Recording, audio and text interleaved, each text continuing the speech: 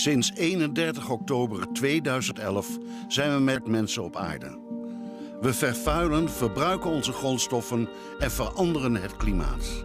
Maar er is een nieuwe, schone revolutie in aantocht. Clean Tech. Bill Gates is investing in clean tech.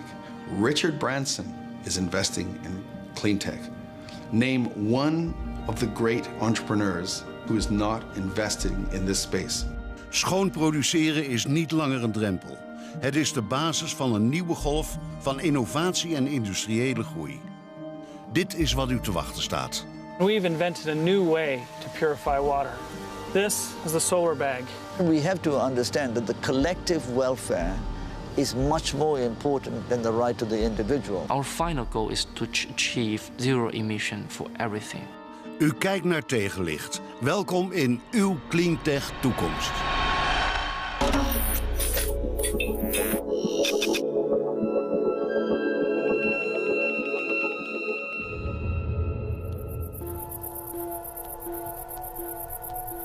In welke wereld willen wij dat onze kinderen morgen leven? Een wereld waarin onze en de kinderen aan de andere kant van de wereld gaan vechten om grondstoffen, water en energie? Een uitgewoonde wereld waarin grondstoffen zo duur zijn dat slechts een paar mensen zich luxe kunnen veroorloven? Een wereld waarin waardevolle materialen verspild worden aan waardeloze spullen? Blijven we alleen maar dromen van schone energie? Blijven we alleen maar dromen van schoon vervoer? Stel dat we in staat zijn om overal schoon water te maken. Om schoon textiel te verven. Om schoon huizen te bouwen. Om schoon licht te maken. Blijven we dan alleen maar dromen dat we schoon geld kunnen verdienen en onze toekomst schoon kunnen maken? We have clean tech innovation happening literally on four corners of the earth, and at a speed like in information technology that's unprecedented. So the ability to imagine solutions that will be out there in 10 years, 20 years is phenomenal. And the question is, can we buy ourselves enough time? Kunnen we een sociale economie bedenken waarin we welvaart creëren voor de miljarden mensen die ook willen leven zoals wij? Een economie waarin groei iets anders betekent dan alleen maar meer spullen maken. The change is massive. It's revolutionary. It's sometimes I say it's a bit like when there was a call to abolish slavery.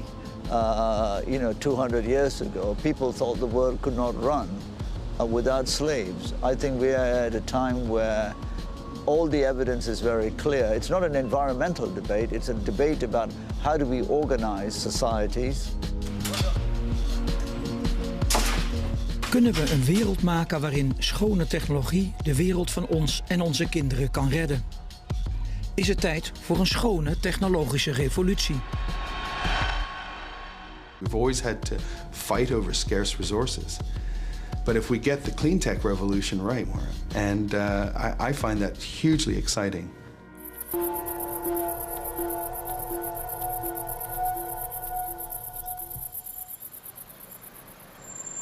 We hebben een probleem.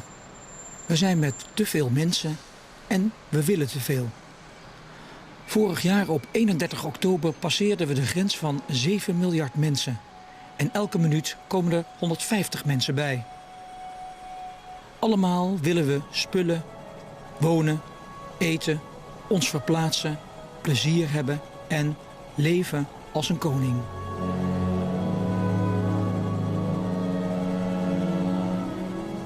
Alleen het milieu verandert en de grondstoffen raken op. Maar volgens Nick Parker is er niets minder dan een revolutie gaande. Wetenschap, technologie, snelle informatievoorziening, ze maken het mogelijk om de wereld definitief op te schonen. Dat is de overtuiging van Nick Parker, de vader van het begrip Clean Tech. It's a very exciting time to be alive because the ability to share information on a global scale is unprecedented.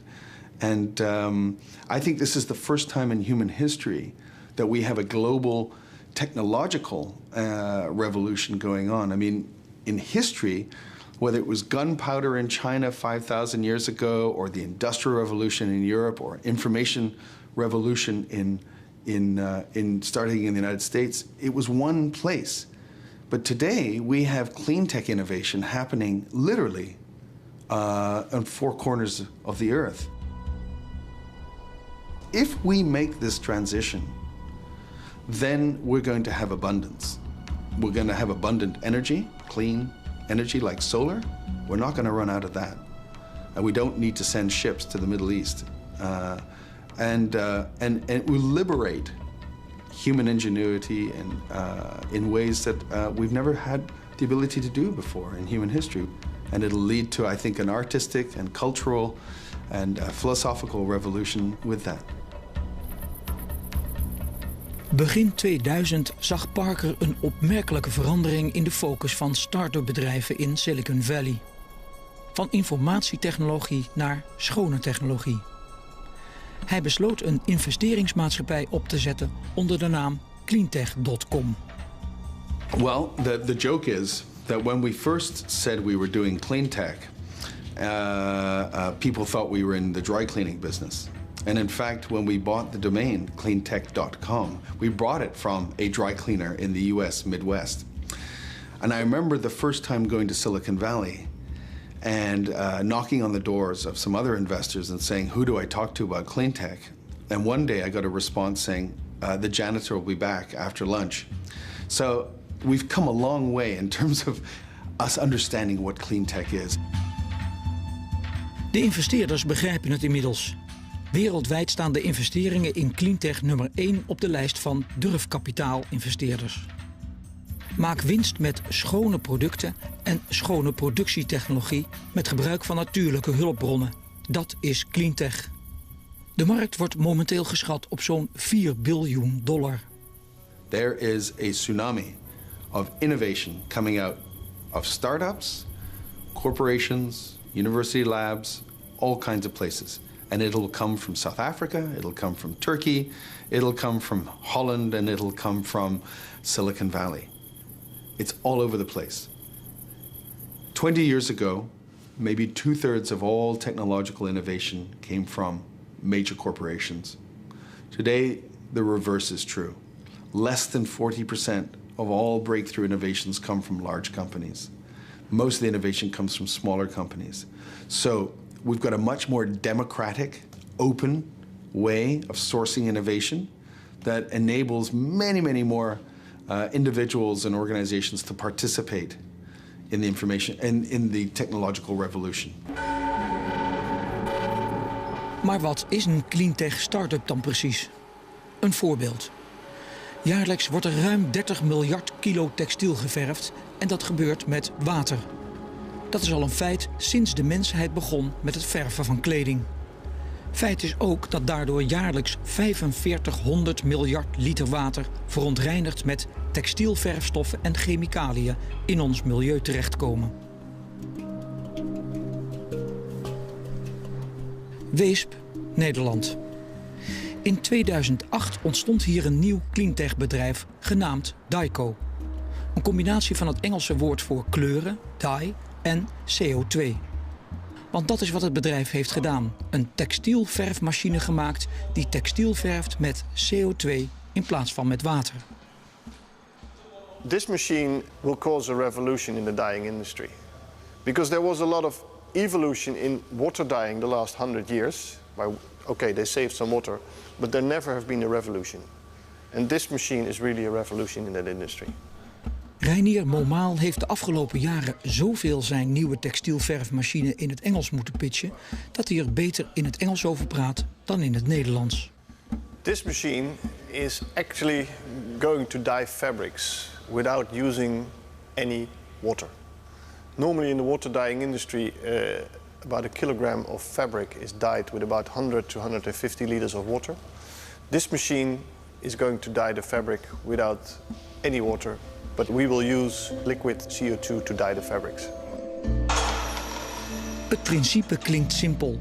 Je brengt een rol textiel in een drukvat en laat daar vanuit een grote bol vloeibaar CO2 met kleurstof instromen. Onder een enorme druk van 250 bar dringt de kleurstof diep in de rol textiel door. Daarna recycle je de CO2 weer. Uiteindelijk hou je nog geen halve liter restafval en chemicaliën over. Bangkok, Thailand. Onlangs werd in dit textielland de eerste machine van Daico afgeleverd. Een machine die het moet gaan opnemen tegen het traditionele en vervuilende proces om met water te verven. Daico was een volkomen onbekende in de wereld van het textielverven. De textielindustrie kijkt dan ook met verbijstering toe. De machine kan de hele textielverfindustrie opschonen. There is a lot of interest out of the industry, so it means the dyeing industry, but also like large brands or furniture brands. And I can give you a lot of names, but it varies from. We have talked to IKEA, we have talked to Adidas, Nike, Puma, all the big brands, but also like fashion brands. They also, are interested in this technology because it can help them in their green and environmental thinking by making the industry cleaner. Inmiddels is Nike een strategisch partner geworden van Daico en is de eerste machine in Thailand echt productie aan het draaien. Als het allemaal goed gaat, zou het inderdaad wel eens het begin kunnen zijn van een cleantech-revolutie in de textielindustrie. We've gone from cottage industry to mainstream. Clean tech is big. It's only going to get bigger. It's now the largest category of what is called venture capital investing. That's the money we put into startups and new businesses. That's bigger than medical devices, bigger than information technology like software.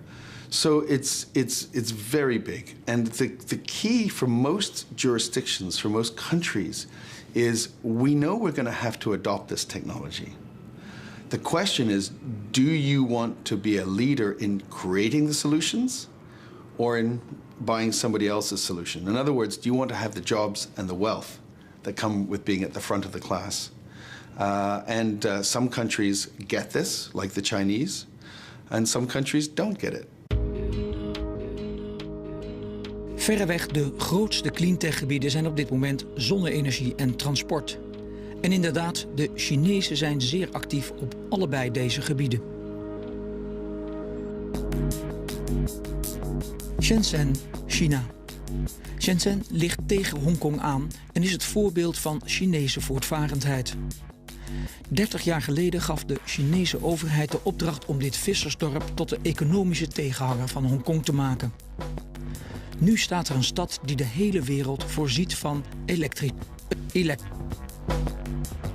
Het is ook de stad van BYD, China's grootste batterijfabrikant die autorijdend China het elektrisch tijdperk wil binnenloodsen.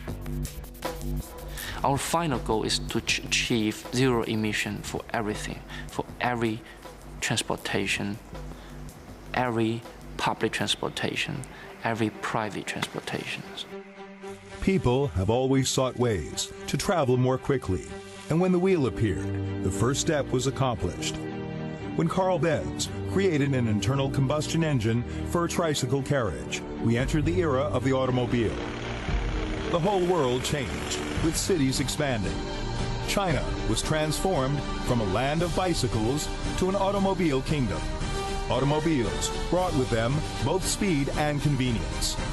However, some problems accompanied their arrival.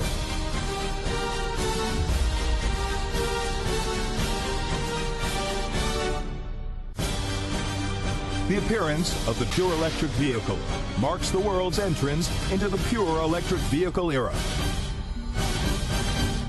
BYD staat voor Build Your Dreams. Het bedrijf is van origine een batterijfabrikant. Zij maken 30% van alle batterijen in de wereld. In 2002 besloot BYD dat elektrisch vervoer de toekomst heeft en kochten ze een autofabrikant op. De investeerder Warren Buffett besloot mee te doen. Nu, 10 jaar later, hebben ze hun eigen elektrische bus en een elektrische auto klaar. Inmiddels rijden er in Shenzhen 50 elektrische taxis rond. Dat worden er 500 in 2015. En er komen ook nog eens 1000 elektrische bussen bij. We already have 200 buses running in Shenzhen. And the Shenzhen government have already designed any new buses running on the street will not be from diesel, will not coming from diesel hybrid, only electric bus in the coming future. So they intend to replace all the buses to be pure electric by 2015. De taxis die als test rondrijden kunnen 300 kilometer op één lading rijden. Ze maken gebruik van een nieuw type batterij van eigen makelij. IJzer-fosfaatbatterijen. Getest onder extreme omstandigheden, volledig recyclebaar en... The charging actually is do have different solution. Of course, for the fastest charge, it can go within 14 minutes to charge the car. BYD heeft uitgerekend dat het vervangen van alle huidige taxis en bussen door elektrisch aangedreven voertuigen de uitstoot van schadelijke gassen alleen al met 30% terugdringt. En dat zal de consument helpen om anders te kijken naar elektrische auto's. We believe at least by 2020, all the public transportation will be electrified. That's the first step. And then to help to educate the passenger, people can easily raise hand and stop a taxi and jump in and trying to feel, oh, that's the pure electric technology. It looks like this. So eventually more and more passenger car, more and more private sedan, private car are moved to be electrified.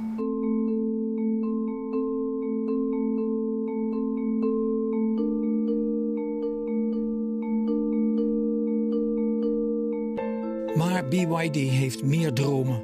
Want ze maken naast batterijen en auto's inmiddels ook zonnepanelen.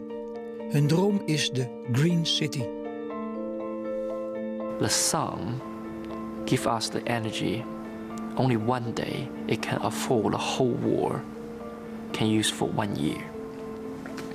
So how to transit the energy coming from solar to be popular and to be used to any family? That's very important.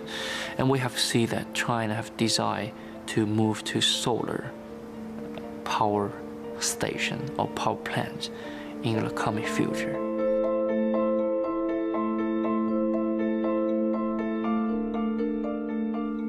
Actually, to store the energy is a question, or is a big topic, because the sun is only can gather in the daytime, but you need to store it in the nighttime.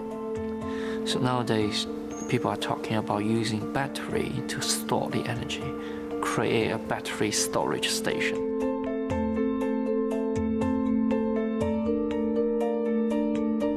So we actually providing the whole solution. We're providing the technology. We think that's the future. So we are invest a lot into this business.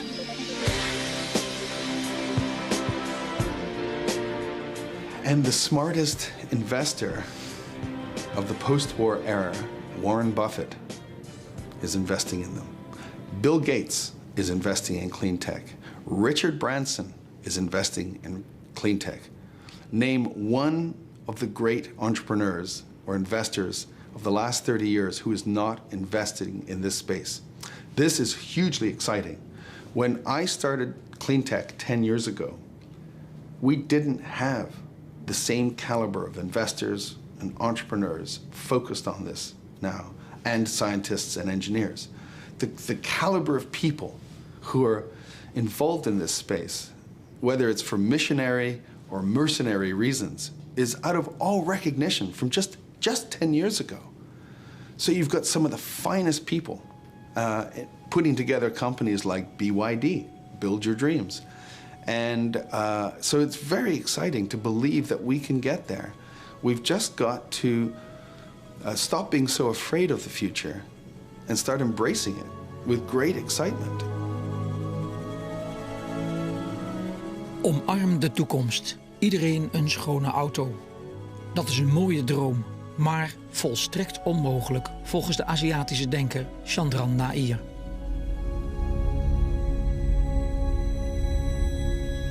Hongkong. Dit economische hart van Azië is het werkterrein van Chandran Nair, oprichter van het Global Institute for Tomorrow en denker over sociaal ondernemen. Hij wordt veelvuldig gevraagd om debatten aan te gaan met politieke en economische leiders.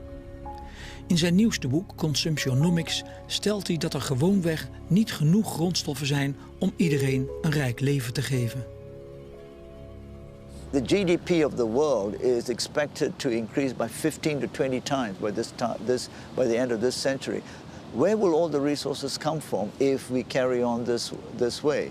So my key point is that we will not create more equitable societies, address the issues of poverty by suggesting that everyone can get rich around the current economic model. We are not even halfway down that trajectory, and we've already seen the messes that's created. Now we'll need to define what the future will look like if you do not have the privilege and the entitlements of controlling the world's resources, which is what colonialism was. How do you share it? And the fact that we are in a completely new era of the number of people in this part of the world.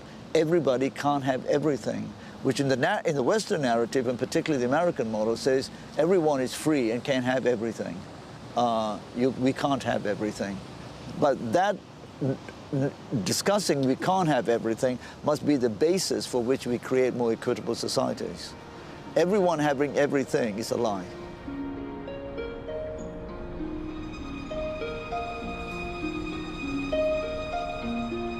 The change is massive. It's revolutionary.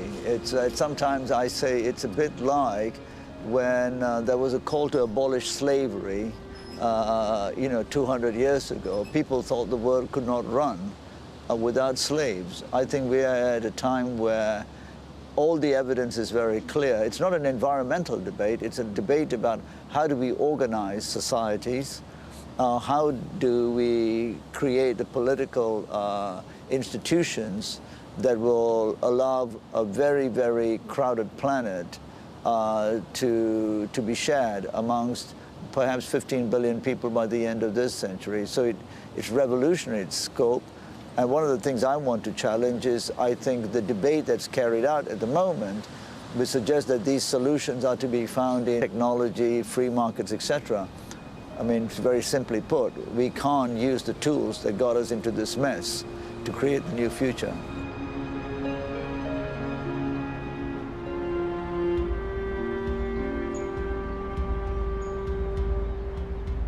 Maar Nick Parker is van mening dat juist cleantech in staat is om de rommel op te ruimen. Het is de snelle ontwikkeling van de wetenschap en de technologie die uitkomst biedt. Hij blijft een optimist. We have to kind of shift to an era of abundance. And so my vision is one where we figure out the technological systems, whether it's nanotechnology or solar technology or whatever, that enables us to provide the basic things that we need as humans, water, food, and energy. So that liberates us to go and do the other things that we care about: healthcare, education, entertainment, art, music, whatever. And I think that is really very exciting. And that's what's going to happen in the 21st century. There's no way around this now. We either go one way or the other. And I'm perhaps sometimes intellectually a pessimist, but I'm always operationally an optimist.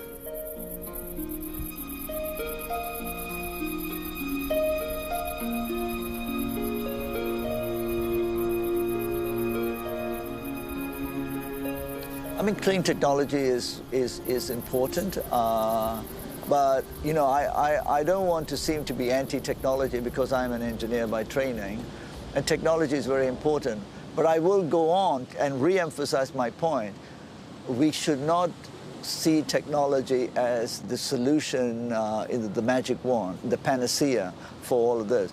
And the difficulty I have with this is the continued dialogue when we talk about these things, somehow clean technology.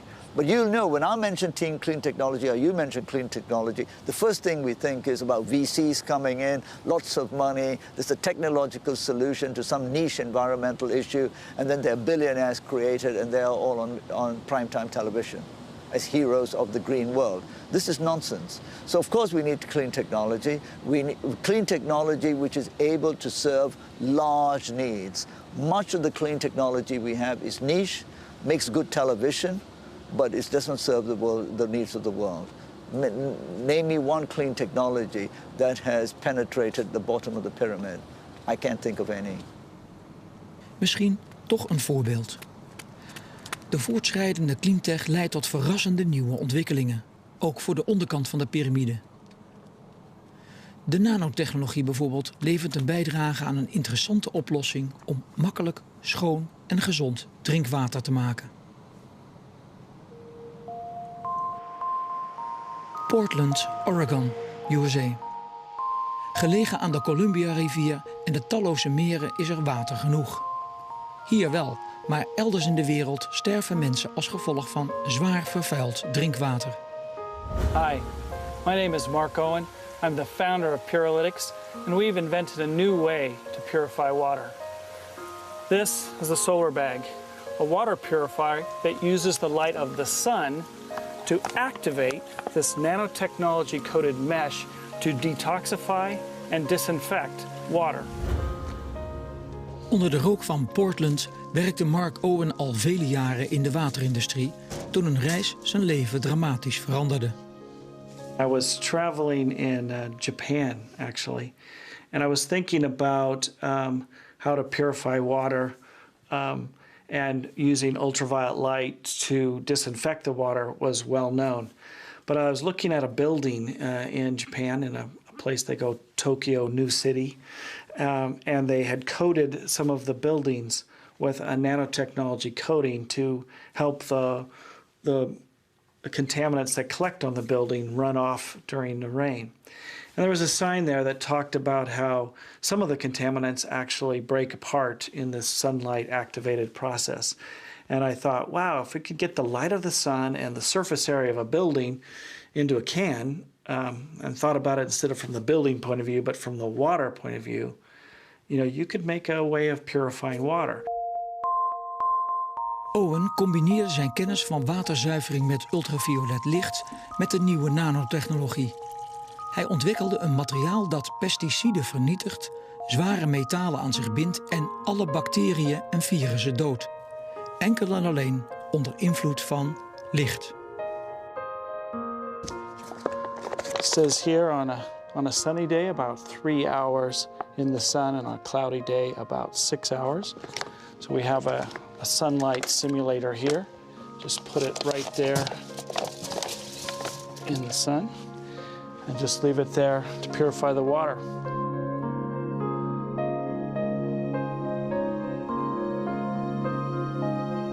Privileged to be named in a number of awards over the last year.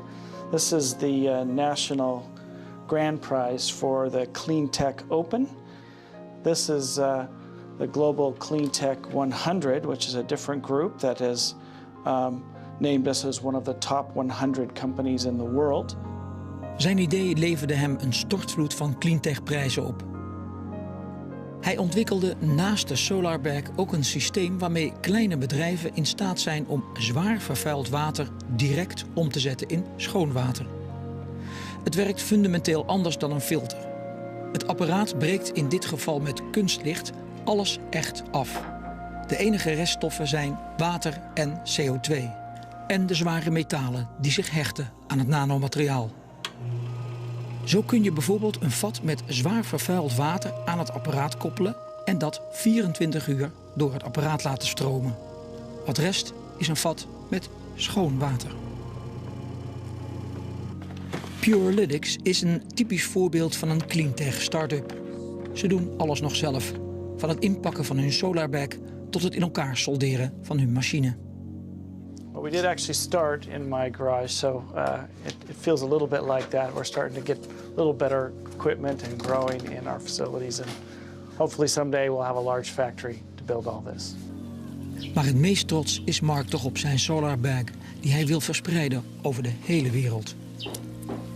So the SolarBag in particular is very simple to operate. Really, all you do is fill it with water and stick it in the sunlight, and then the nanotechnology and the light do all of the work. And so it makes it simple, it's reusable hundreds of times, and it puts it into the category where any aid organization or faith-based group or orphanage or whatever could distribute them, and people could use them in any community, anywhere, very simply, and provide a wide range of water purification capability.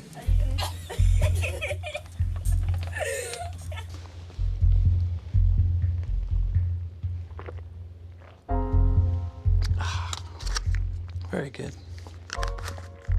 Schoon water voor iedereen is één probleem dat Cleantech dus mogelijk kan oplossen. Een andere uitdaging voor Cleantech is het herstel van beschadigde ecosystemen. We still have the problem that in the natural world, the momentum is such that we're likely to live in a very degraded environment for quite some time. And how do we restore that is going to be a big piece of our future. And so one could call that the restoration economy, and how Cleantech is involved in actually helping us restore things will also be another dimension. Pisa, Italië. Op een industrieterrein even buiten Pisa ligt een terrein bezaaid met vreemde stenen vormen. Vormen die haast onmogelijk uitgehakt kunnen zijn. Dat zijn ze dan ook niet. Ze zijn geprint. Steenprinten, dat klinkt als science fiction. Maar dat is het zeker niet als het aan Enrico Dini ligt. Hij print stenen koraalstructuren voor een kustreparatieproject.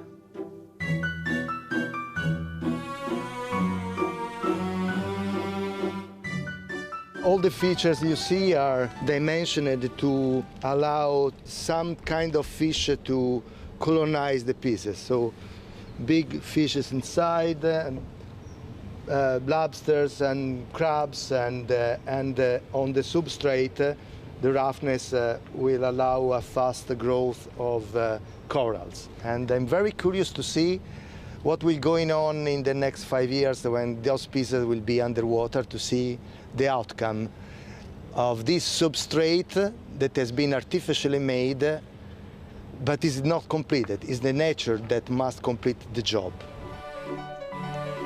Maar hoe print je steen? Met een door Dini zelf ontwikkelde 3D-printer. Een machine met 300 programmeerbare spuitmondjes laat een speciale vloeistof op een gladgestreken hoop zand druppelen. De druppels binden het zand en laten het uitharden als een soort cement. Na een paar keer heen en weer gaan schuift de printkop een beetje omhoog. Er wordt een nieuw laagje zand aangebracht, waarna opnieuw een patroon gedruppeld wordt. Laagje voor laagje kan zo elke gewenste vorm worden geprint. Als het printproces klaar is, kan het geprinte object na 16 uur worden uitgegraven door het losse zand te verwijderen. Het printen van koraal is momenteel een manier om geld te verdienen. Maar Dini heeft nog heel andere ambities. Yes, print houses. Seems an incredible provocation, but this is the truth. We have been working for the past 5 years. This shape is a project which aim is bring the principles of 3D printing into architecture.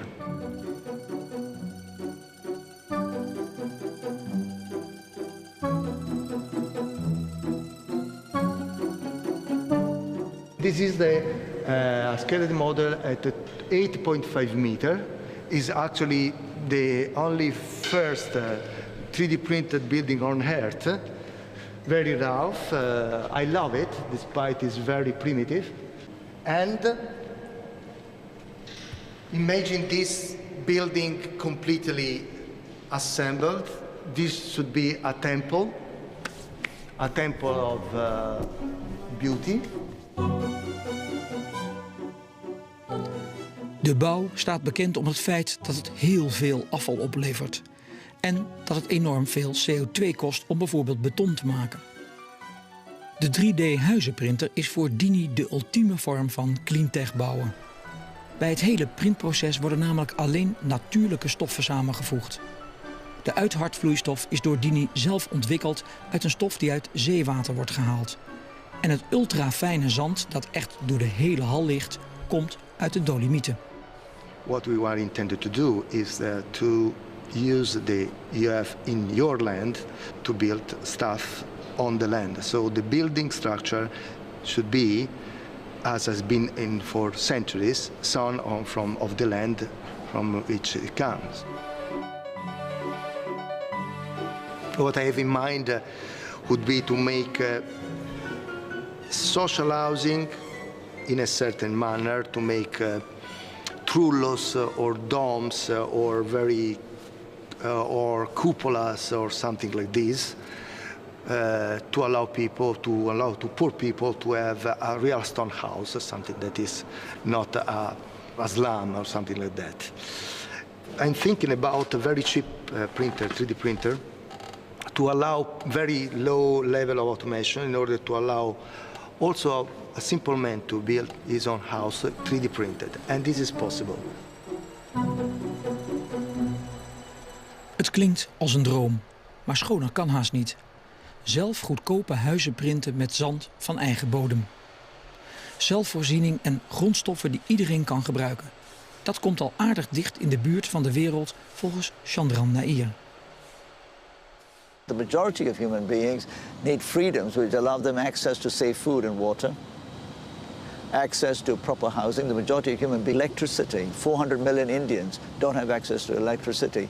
Public health, education. Start consuming those things rather than iPads and flat-screen TVs in communities which at the same time don't have access to water. I mean, you will know, for instance, that more Asians today have access to mobile phones than toilets. The toilets have become a luxury item, the mobile phone, an ubiquitous gadget, which is totally underpriced. I mean, imagine the technology that goes into making a mobile phone. People have it for free. We have an economic model in the world that allows you to have a mobile phone for free.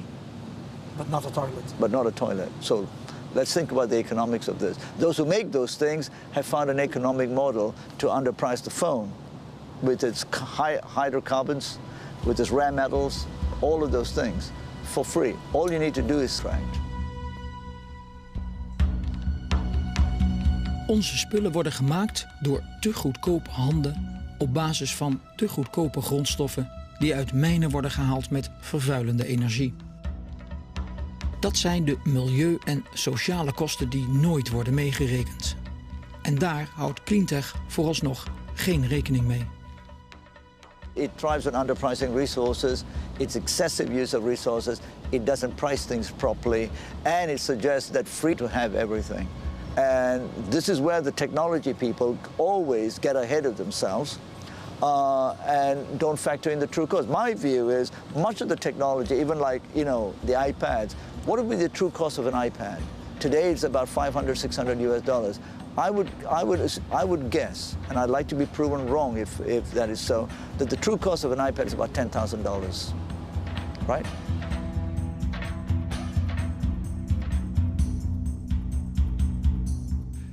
Clean tech is necessary but not sufficient. It's part of a reformation of our broader economic system, whether you call it sustainable capitalism or clean capitalism or the clean green economy. We know that the system is not delivering the goods in a way that is consistent with maintaining the life-giving and support systems of our planet. We're now realizing this. So we're going to have to change. And I think clean tech is the enabling technology of sustainable prosperity. But the system as a whole has to change, because right now, for people like you and me, 70–80% of the incentives in society really tell us to do the wrong thing. And the difficulty is that, by and large, the information signals in our society, from the media, from politics, from financial systems, are not aligned. And the challenge, I think, for our generation is not to defeat fascism or win independence for our countries. It's to come to terms with this need to reform our economics before we're forced to. Een voorbeeld van een nieuwe manier van economisch cleantech denken is wellicht de wijze waarop de Nederlander Frans Otte tegen zijn lichtbedrijf aankijkt.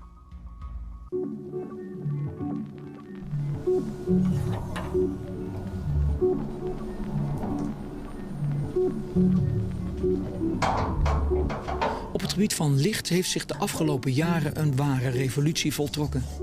De traditionele gloeilamp en spaarlamp worden langzaam maar zeker vervangen door de zeer zuinige LED-lamp. De Nederlander Frans Otte is mede-eigenaar van Lemnis, een bedrijf dat zich vanaf het allereerste uur ingezet heeft voor de verspreiding van de LED-lamp. China is de laatste jaren het werkterrein van Otte. Ze hebben besloten niet bang te zijn om hun schone LED-technologie te delen met de Chinezen. De enige manier waar wij in geloven is dat we de technologie zo snel mogelijk moeten delen. En met delen bedoel ik ook echt de technologie delen met een Chinese partner die de infrastructuur heeft om die distributie, om die verkoop te doen. En zo snel mogelijk naar prijsniveaus te gaan waarbij de Chinezen zeggen van nou bij dat prijsniveau ben ik bereid een energiezuinige lamp te kopen. Dus in onze optiek de van oudsher bekende ik hou de technologie voor mij, zodat ik daar waarde mee creëer. Daar geloven wij niet in. De toekomst is dat je technologie zo snel mogelijk deelt met allerlei partijen. Hè? Een soort free technology, open space, wat je op internet hebt. Zo snel mogelijk delen, zodat iedereen gebruik kan maken van de meest energiezuinige, duurzame producten. Want daar moeten we heen, want anders vrees ik dat de toekomst voor de mensheid er slecht uitziet. Otte's nieuwe laboratorium is net als BYD ook in de elektronica-stad Shenzhen gevestigd. Daar heeft hij een partnership gesloten met een groot Chinees staatsbedrijf. Technologie delen met de Chinezen. Dat klonk als een bizar voorstel toen Otte daarmee kwam. Dan kun je het net zo goed gelijk gratis aan de concurrent geven. Zo was algemeen de mening. Toen ik destijds zei, we moeten met een Chinese partner gaan samenwerken. Want eigenlijk zeiden al mijn zakenpartners van ja, maar je weet, die Chinezen kopiëren alles. Hè? Als je hun 1 keer je technologie vertelt, dan lopen ze er meteen mee weg. Toen zei ik, luister, ons doel is, we zijn een lichtbedrijf begonnen om de energiebesparing. Dus stel je nou voor dat we met een Chinese partij succesvol zijn. Nou, dan hebben we het goed gedaan. Maar stel voor dat we niet succesvol zijn. Dan zijn er 2 mogelijkheden. Of hij gaat zelf met de technologie die we hem geleerd hebben aan de slag, of niet. Nou, als hij het niet doet, hebben we geen geld verloren. En als hij het wel doet en hij maakt er een groot succes van, dan hebben we nog steeds bereikt wat ons doel was, namelijk energiezuinige lampen in China. Het enige nadeel daarvan is dat we financieel gezien niet succesvol zijn geweest. Maar als dat nou je allergrootste risico is als je een nieuw avontuur begint, dan volgens mij moet je het elke dag doen en proberen. En dan heb je wel een ander doel bereikt, dat is namelijk zoveel mogelijk energiezuinige lampen verspreiden. Precies, en daar was het allemaal aan begonnen. En ik denk dat als veel mensen zo naar technologie, naar cleantech zouden kijken en zeggen, natuurlijk zit er een risico aan als je deelt met iemand, maar als het uiteindelijk betekent dat je of door de gezamenlijke samenwerking of doordat het bedrijf zelf met jouw technologie ervan doorgaat, maar er wel een succes van maakt, dan is het er wel gekomen. Natuurlijk wil Otte ook graag geld verdienen. Maar dat hoeft niet per se op de oude manier door het continu verkopen van zoveel mogelijk spullen. Het interessante van cleantech is dat het ruimte biedt voor andere modellen. Een LED-lamp gaat denk ik uiteindelijk 30 tot 40 jaar mee. Dus je zou je zelfs kunnen voorstellen dat je gewoon een soort lease-systeem hebt waarbij je niet betaalt voor het fysieke product lamp, maar dat je gewoon betaalt voor verlichting. Of dat nou in een huis is, bij huurhuizen, bij kantoorgebouwen, is zo'n systeem is heel makkelijk in te voeren. Alleen het gaat in tegen het systeem wat we hebben van je koopt een lamp, maar eigenlijk het product lamp doet niks, je wil licht hebben. Dat is het product wat je koopt eigenlijk. En zeker als je de combinatie maakt met elektriciteit, dan is het eigenlijk meer een dienst, het hebben van licht, dan het kopen van een fysiek product. Dus ik denk dat het daar ook naartoe gaat met producten die 30 jaar meegaan.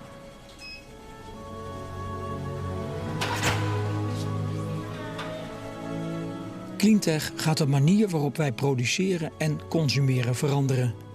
En we zullen wel moeten, want met de snel toenemende welvaart in landen als China wordt de druk op het milieu, de grondstoffen en energiebronnen ontoelaatbaar groot. En dat snappen ze in China heel goed. I think China is absolutely crucial to the future of clean tech and the planet. So obviously, when it comes to the environment, we're all Chinese. In the sense that if China doesn't get it right, then it doesn't really matter what the rest of us do. You know, we're going down.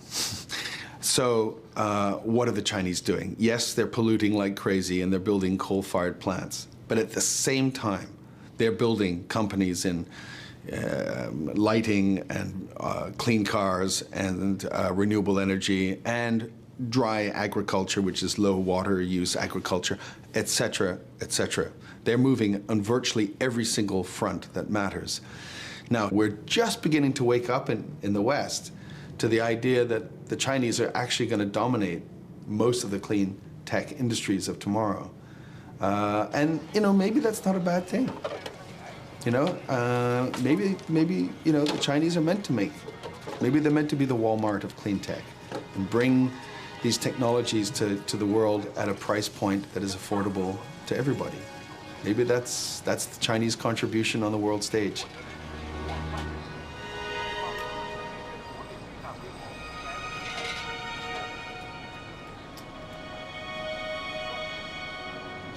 But most importantly, we will need to start to recognize that there are constraints. So my point is that if resources are meant to be equitable across the world, which they are not, and across future generations, which is one of the cornerstones of the sustainability debate, then we have to understand that the collective welfare is much more important than the right of the individual, and that there are sacrifices to be made.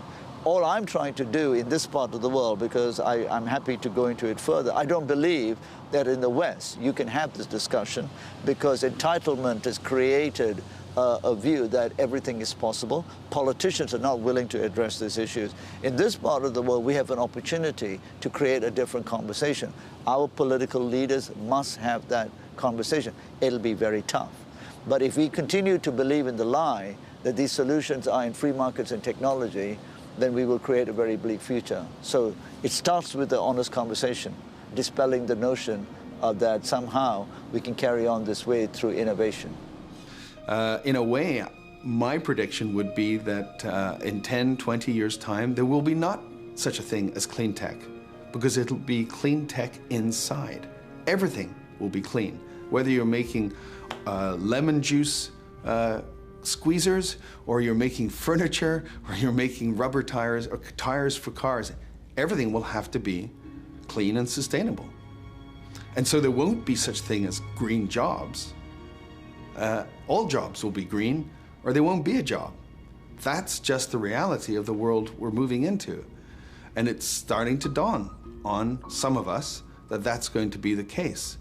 So it's really going to be victory to the brave. Those who get it are going to get the jobs and the wealth from developing the solutions.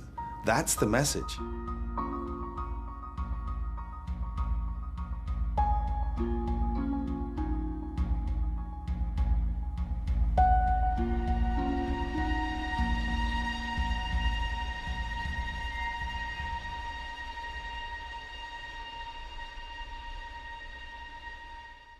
De Chinees-Amerikaanse cameraman John Liu filmde in 1995 het Lush-plateau in China. Dit veranderde zijn leven. Hij zag hoe de lokale bevolking een gebied, bijna zo groot als Nederland, veranderde van een woestijn in een grote groene oase. Vanaf dat moment reist Liu de hele wereld af om ecosystemen te herstellen en woestijnen te vergroenen. Volgende week in Tegenlicht, groen goud.